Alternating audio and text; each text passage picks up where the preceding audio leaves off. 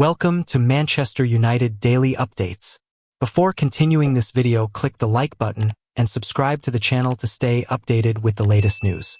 Manchester United have a new candidate to be next academy debutant after Ruben Amorim decision.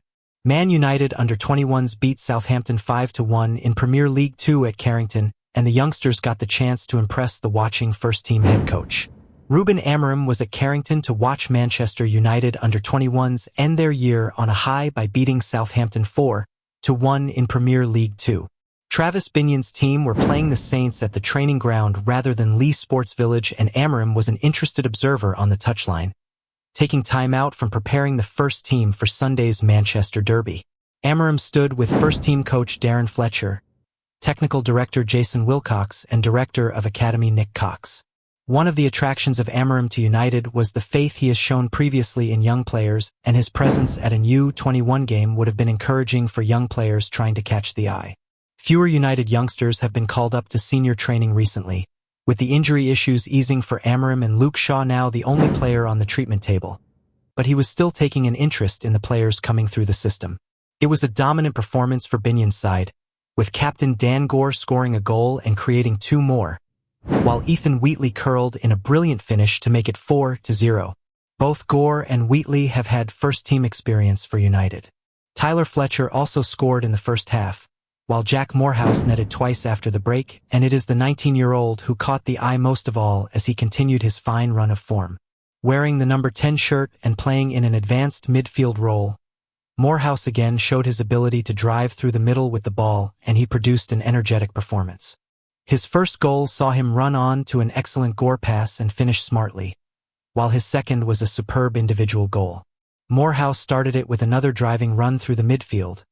Then when the ball returned to him, he showed quick feet in the box to find space for a shot and found the back of the net to round off the scoring. The midfielder was making only his fourth appearance in Premier League 2 this season, and it was the first time he had started a game.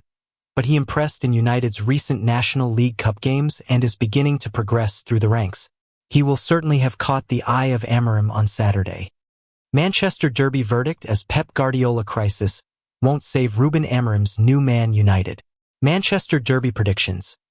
Pep Guardiola and Ruben Amorim's teams go head-to-head at the Etihad on Sunday, each bidding for a much-needed win to climb the Premier League table. There's a crisis in Manchester, but for who? Chris Kamara?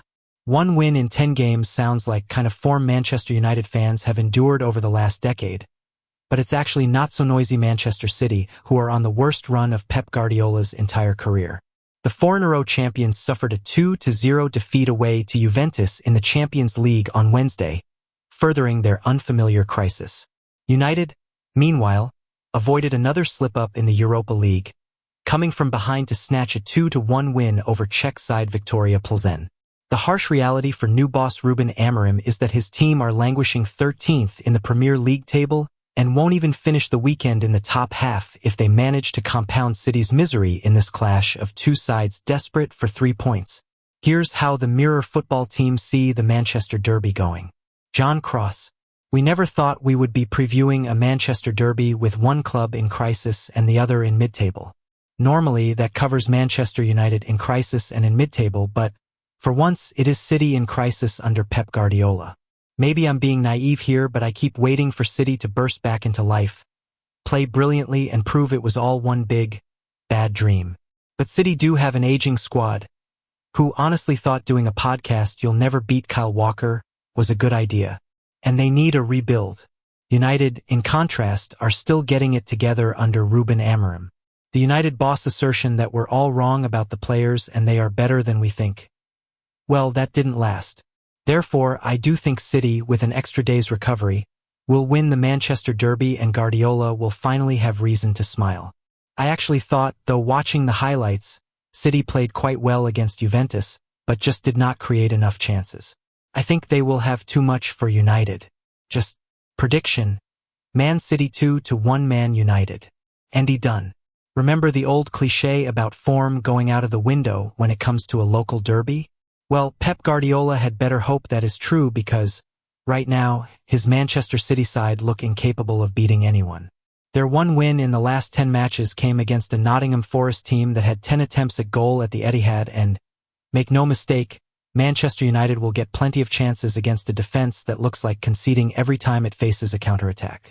And it is still the counterattack that poses the threat to City, because they still have the majority of possession in any given game. The problem for Pep is that they don't look like converting possession into a decent number of goals. Man United would rip up 2-stars deals in a heartbeat, as Sir Jim Ratcliffe draws up plan. As Manchester United's turnaround under Ruben Amorim stalls, 2 first-team stars would reportedly see the chopping block if such an act were simple for Sir Jim Ratcliffe. Manchester United would reportedly terminate Casemiro and Antony's lucrative contracts if they could.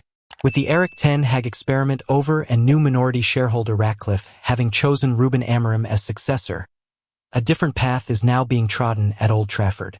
However, bringing in Amorim has not been a simple plug-and-play. The squad that the Portuguese boss has inherited still possesses some of the squeaky aspects that contributed to his predecessor's sacking, and results have reflected this, with just a single league win so far and a shock 3-2 home loss against Nottingham Forest last time out. Though Sir Jim Ratcliffe reportedly has a plan going forward, with signing younger players being a priority, the Telegraph reports that the club would erase the contracts of Casemiro and Antony if they could, with the duo seen as mistake buys. Brazilian enforcer Casemiro is supposedly the club's current top earner, with his weekly wage estimated to be over £300,000. While he offered Ten Hag a world-class holding midfield maestro upon signing in August 2022, now 32, he has seen quite a decline in performance over the past season. This led to Casemiro being linked with a summer switch away from Old Trafford, but no move has materialized. He and his gargantuan contract, which runs out in 2026, remain under Amorim. Antony, too, is another who finds himself out of sorts but lucratively paid. His £82 million fee is accompanied by a contract that expires in 2027 and is worth a rumored £200,000 a week. While getting these stars, who are playing rather scarcely, off the club's books would reportedly be beneficial, Ratcliffe knows it won't be simple. One slither of positively born from these mistakes, though, is seemingly the ability to learn from them and change their approach to recruiting. The same report claims United could go the Chelsea way and sign younger players on long-term deals. Diego Leon, the teenage left-wing back, has talked up his potential move to Old Trafford, with the Red Devils believed to be closing in on his signature.